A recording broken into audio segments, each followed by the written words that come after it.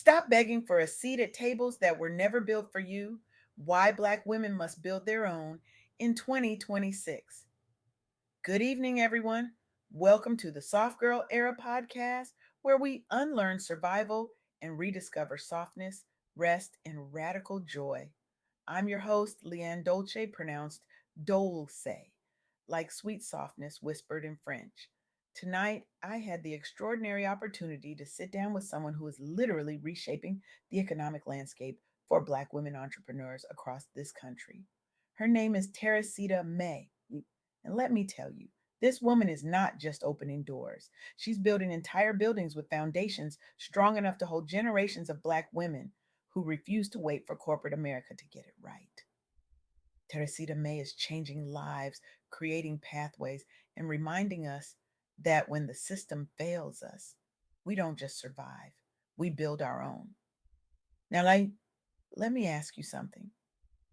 What if everything you've been told about career success is actually designed to keep you exhausted, underpaid, and waiting for permission you'll never receive? What if the very ladder you've been climbing is rigged? And the smartest move you could make right now isn't to climb higher, but to step off entirely and build your own structure. Because here's what nobody wants to talk about. In 2025, Black women were quietly exited from C suite roles under the polite corporate language of restructuring. Restructuring, that word that sounds so neutral, so necessary, so inevitable. But let's call it what it really is: a calculated removal of Black women from positions of power and influence. And while that reality is painful, while it's infuriating, while it makes us want to scream into the void, here's the counterintuitive truth that Teresita May shared with me. This isn't just a setback, this is a catalyst. This workforce reset of 2026 isn't the end of our story, it's the beginning of a new chapter where Black women stop waiting for corporate doors to reopen and start leveraging emerging tech jobs, certification programs, and entrepreneurial pathways to turn systemic biases into superpowers. Let me say that again because it's important. We're not just surviving this moment, we're using it as fuel. Now, AU, I know some of you are thinking, that sounds great, Leanne, but I'm tired. I've been grinding for decades. I've led teams, raised families, held down households, carried entire communities on my back. And now you're telling me I need to pivot again? I need to learn new skills, get certified, start a business. When exactly am I supposed to rest? And I hear you, sis.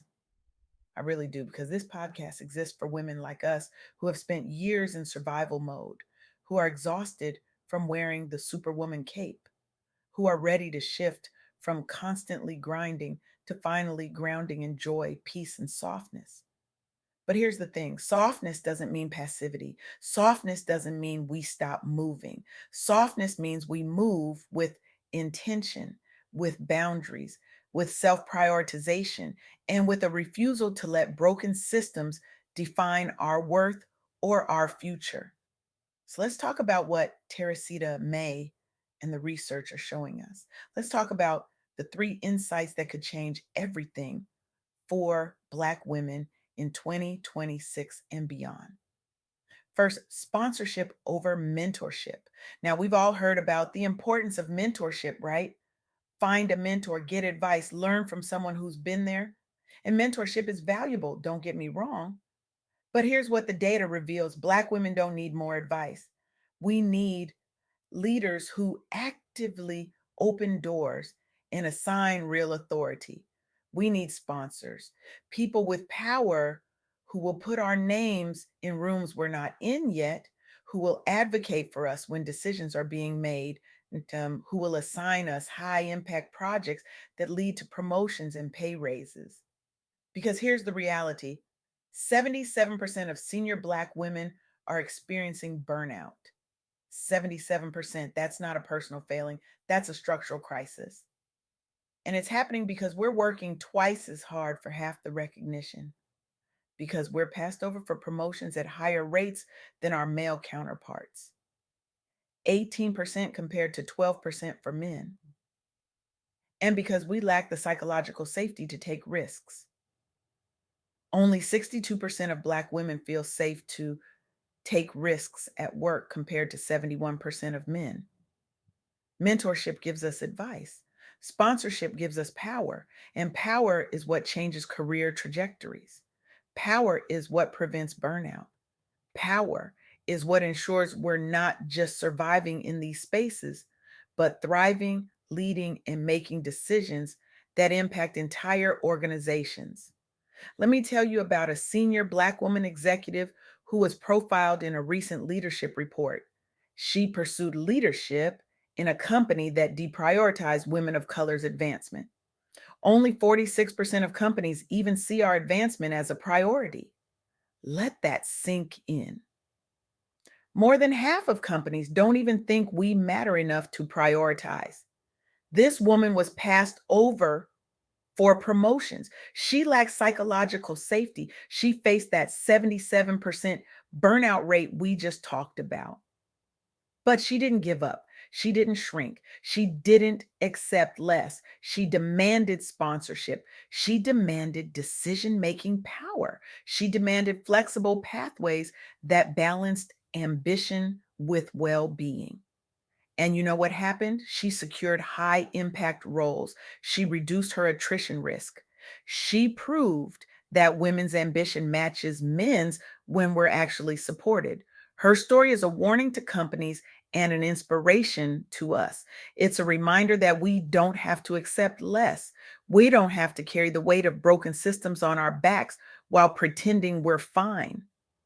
Second insight, adaptability as a competitive edge. Now, I want you to sit with this for a moment. Black women's employment to population ratio dropped from 59.4% to 57.8% between 2024 and 2025. Unemployment rose to 6.3% annually, and by December 2025, it climbed to 7.3%. The labor force grew 3 times slower for women than for men. We're talking about a Black recession happening in real time while the rest of the economy pretends everything is fine. In the 2025, women's job gains dropped to 35,000 per month from 78,000. Black women bore the brunt of this amid federal cuts, slowing job growth, and an economy that continues to exclude us from its so called recovery. The numbers don't lie. We're being left behind. We're being pushed out. We're being told we don't matter. But here's where it gets interesting. While traditional corporate structures are failing us, tech is forecasting millions of new jobs by 2026. Millions. And this is where adaptability becomes our competitive edge. This is where certification programs, MWBE certifications for minority and women owned business enterprises, and skill building in high growth sectors become strategic pivots that position us for independence beyond fragile corporate structures. Angela Alexander, the executive director of the North Central Texas Regional Certification Agency, is doing exactly this work. She's guiding Black women entrepreneurs through certification processes that open doors to federal contracts, to funding, to opportunities that don't require us to beg corporate America for a seat at a table that was never built for us in the first place. Angela rose during 2025's quiet restructuring of Black women executives. She watched as systemic biases limited Black women's access to tech training and funding. She saw the C suite exits, she witnessed the rising unemployment. And instead of accepting defeat, she focused on certification as a counter to wage gaps and underfunding. Now she leads an agency that certifies minority and women owned businesses for federal contracts. She highlights Black women as trendsetters in tech. She's helping us turn barriers into job creation opportunities. She's showing us that when the system says no, we can build our own yes. She's shifting the industry toward retaining Black talent as strategic assets, boosting innovation, and reducing turnover. And let me be clear, this isn't about glorifying hustle culture. This isn't about telling you to work harder or sleep less or sacrifice more. This is about strategic adaptability. This is about recognizing that the rules have changed, that the old playbook doesn't work anymore, and that the smartest thing we can do is equip ourselves with skills and certifications that make us indispensable, not to a company that will restructure us out the door, but to ourselves, to our communities, to the businesses we build, and the legacies we leave.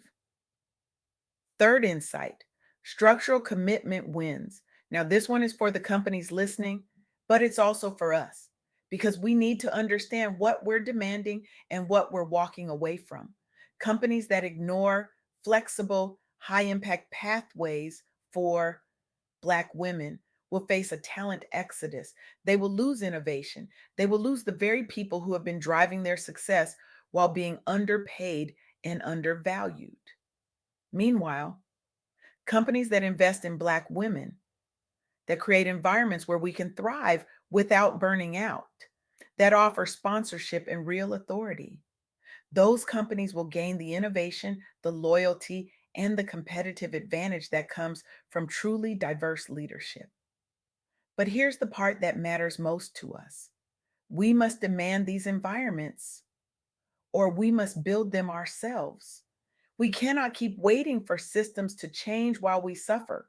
We cannot keep hoping that if we just work a little harder, stay a little longer, prove ourselves one more time, that finally will be seen and valued, because the data is telling us something different. The data is telling us that only 46% of companies prioritize the advancement of women of color. Only 46%. That means more than half of companies don't even see our advancement as a priority. So, what do we do with that information? We stop begging, we stop waiting, we start building. Now, I want to bring this back to the heart of the soft girl era, because some of you might be thinking, Leanne, this all sounds like more work, more grinding, more survival mode. And I promised you softness. I promised you rest. I promised you joy. And here's the truth: softness is not about doing nothing. Softness is about doing things differently. Softness is about releasing the cape, about redefining strength, about protecting peace as a practice. Softness is about saying no without guilt, about setting boundaries without apology, about resting without explanation. Softness is about choosing ourselves, not out of burnout, but out of reverence. When we pursue certifications, when we demand sponsorship, when we build businesses, we're not abandoning softness. We're embodying it, because we're refusing to let systems that don't value us dictate our worth. We're choosing paths that honor our full humanity. We're creating space for joy, rest, and freedom, not someday, but right now. Teresita May reminded me of something powerful during our conversation. She said that Black women are trendsetters in tech. We're innovators. We're strategic assets. And when companies retain us, when they invest in us, they don't just gain employees, they gain the future. But when they fail us, when they restructure us out, when they deprioritize our advancement, they lose more than talent. They lose vision.